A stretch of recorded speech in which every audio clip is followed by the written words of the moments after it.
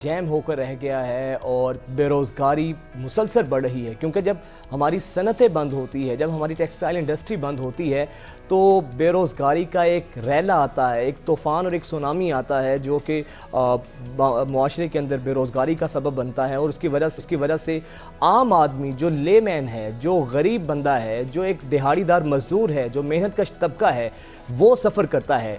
इस वक्त मौजूदा जो हमारी मुआशी सूरत हाल है उसने हमारी टेक्सटाइल इंडस्ट्री को कितना मुतासिर किया है और उसके इस मुल्क की इकॉनमी पर असरात क्या हो रहे हैं, इसी पर बात करने के लिए हमारे साथ senior vice president chamber of commerce Sialkot जनाब शेख ज़ुहैब रफ़ीक साहब मौजूद हैं।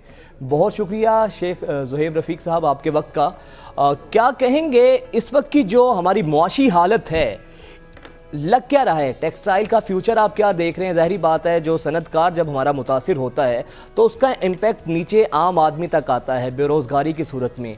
आपको क्या लगता है अब हो क्या रहा है ग्राउंड पे, सूरत हाल क्या है इस वक्त मईशत की हमारी? जी बहुत बहुत शुक्रिया। First of all I just want to correct this because I am now former senior vice president Sialkot chamber of commerce industry. और जैसे कि आज का जो टॉपिक है फॉर द टेक्सटाइल, जैसे कि आपने कहा जो आजकल बुरहान का शिकार है पाकिस्तान की इंडस्ट्री, तो देखिए दुनिया में जो टेक्सटाइल की एक्सपोर्ट है इसका वॉल्यूम है ऑलमोस्ट 10 बिलियन यूएस डॉलर, जिसमें अगर चाइना देखा जाएगा इस पर टॉप पे है 286 बिलियन यूएस डॉलर के साथ पहले नंबर पे आता है। पाकिस्तान इस वक्त 5th largest cotton producing country है, मगर अब भी 10th जो 10 लार्जेस्ट टेक्सटाइल एक्सपोर्टर कंट्रीज है इसमें नहीं शामिल पाकिस्तान। बांग्लादेश कॉटन प्रोडक्शन में दुनिया में 40वें नंबर पे है, मगर उसके बावजूद 39 बिलियन यूएस डॉलर एक्सपोर्ट से दुनिया में ऑलमोस्ट इस वक्त 30वें नंबर पे है। इंडिया जो है इस वक्त कॉटन की प्रोडक्शन में इस वक्त दुनिया में 20वें नंबर पे है, मगर वो टेक्सटाइल की एक्सपोर्ट में 5वें नंबर पर है।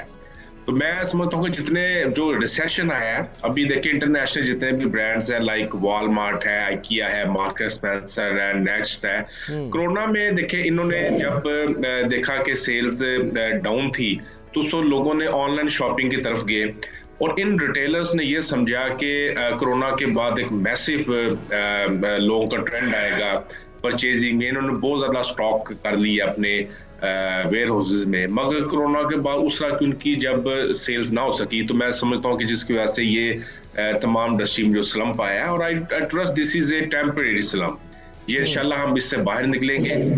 और पाकिस्तान ने देखिए last year almost 14.61 billion US dollar की एक्सपोर्ट की थी, जो कि पाकिस्तान की टेक्सटाइल सेक्टर में, जो कि पाकिस्तान की जो ओवरऑल एक्सपोर्ट है उसका 61% थी।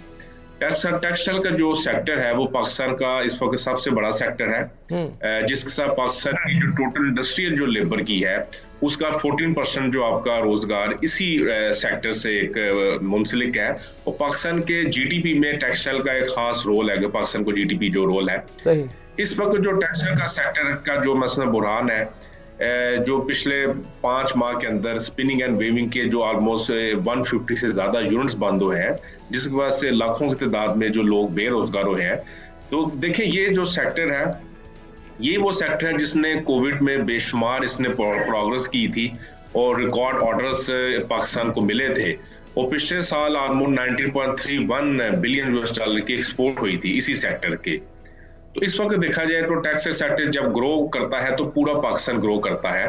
और मेजर इश्यूज जो है मैं इनको जो समझता हूँ जो 4 या 5 जो भी लिक्विड जो मेजर इश्यूज आ रहे हैं टेक्सटाइल सेक्टर में, एक तो मैं समझता हूँ जो लिक्विडिटी का इशू है कि जो वर्किंग कैपिटल था वो बढ़ने की जो उल्टा कम हुआ है। जो बैंक्स का जो लैंडिंग रेट है इस वक्त ऑलमोस्ट अब 17 to 19% तक चला गया है, क्योंकि पॉलिसी रेट जो हमारे रिवाइज हुए हैं इसमें बहुत ज्यादा पॉलिसी रेट ऊपर चला गया है।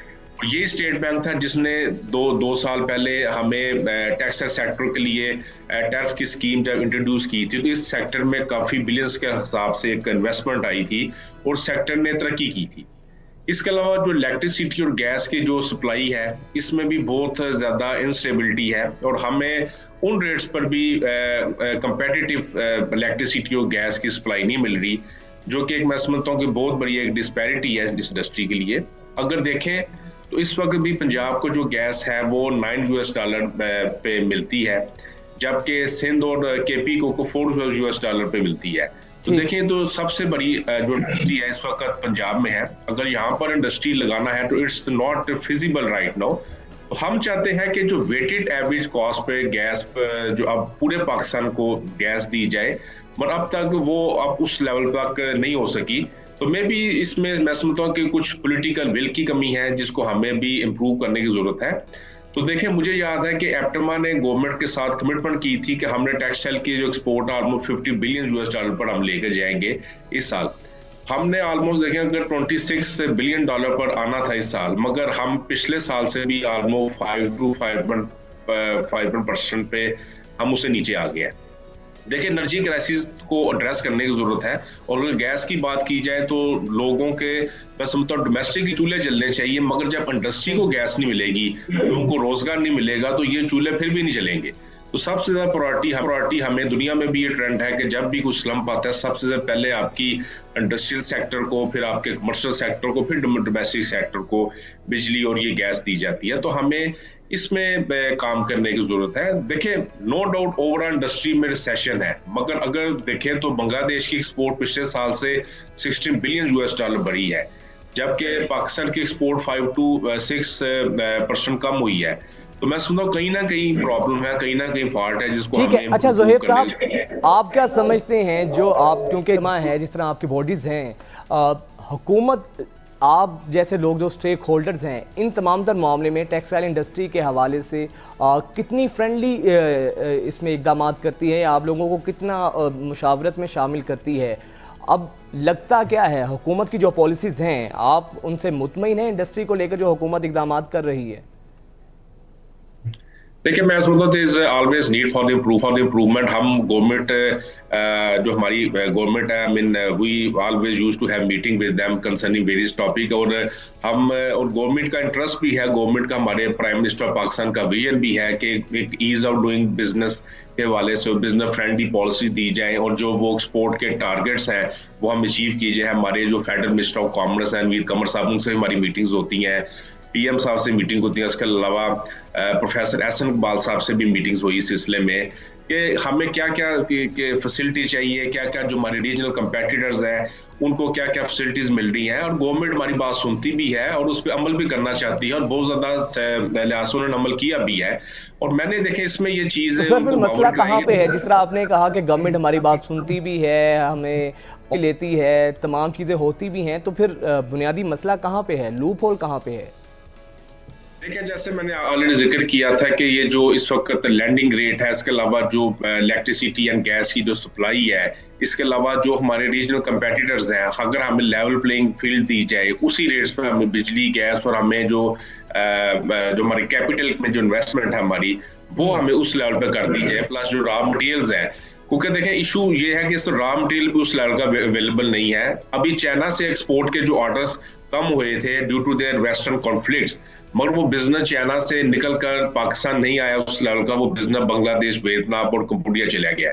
हमें देखें लॉन्ग टर्म पॉलिसी बनाने की जरूरत है। अगर देखा जाए तो 15 साल पहले जब सिर्फ पाकिस्तान में कॉटन या कॉटन यार्न की एक्सपोर्ट होती थी, तो ये भी हमने गवर्नमेंट के साथ मिलकर इस पे हमने पॉलिसीज बनाई, हमने इंडस्ट्री को फैसिलिटेट किया।